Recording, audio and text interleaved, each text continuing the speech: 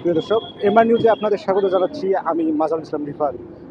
গতকাল লালমনিরহাটের হাতীবান্ধা উপজেলার ব্র্যাক অফিস যে রয়েছে, সেই ব্র্যাক অফিসের সামনে ক্লাস 7-এর একজন শিক্ষার্থী ইসমাম, তাকে কিন্তু বাস চাপা দিয়ে মেরে ফেলেছে। সেই ইসমাম হত্যার বিচারের দাবি এবং নিরাপদ সড়কের দাবিতে হাতীবান্ধার বিভিন্ন স্কুল, বিভিন্ন প্রতিষ্ঠান আজকে কিন্তু মানববন্ধনে দাঁড়িয়েছে। সকলের দাবি নিরাপদ সড়ক চাই।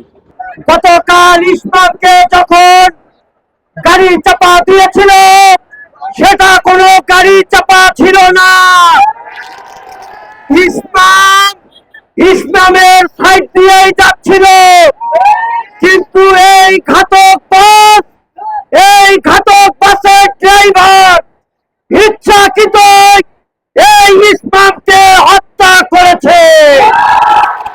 আমরা পরবর্তী সময় দেখতে পারি মডেল মসজিদ এলাকায় সেই ফাহমিদা এক্সপ্রেস এসে হাজির হয়ে ড্রাইভার, সুপারভাইজার, হেল্পার পালিয়ে যায়।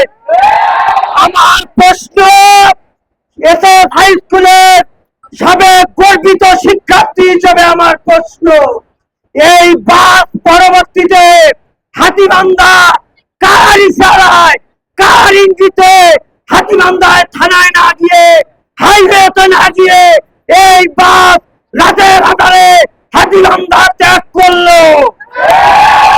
আমরা তাৎক্ষণিক দেখতে পেয়েছি সেই ঘটনাস্থলে হাতীবান্ধার উপপরিদর্শক এসআই সঞ্জয় এসেছিল।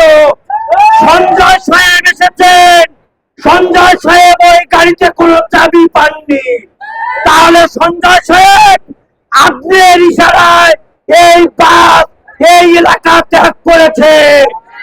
এই বাস অনতিবিলম্বে আগামী 6 ঘন্টার মধ্যে হাতীবান্ধা থানা অথবা হাইওয়েতে যদি আপনি এনে না দেন, তাহলে আপনি পদত্যাগের দাবি করতেও আমরা বাধ্য হব। মানববন্ধনে দাঁড়িয়েছে শুধুমাত্র একটি হত্যাকাণ্ডের বিচারের দাবিতে।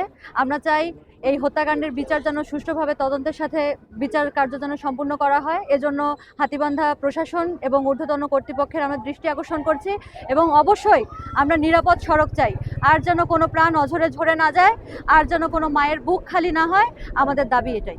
নিরাপদ সড়ক দরকার আমাদের। প্রতিটা স্কুলের সামনে স্পিড ব্রেকার এবং জেব্রা ক্রসিংয়ের ব্যবস্থা করে দিতে হবে।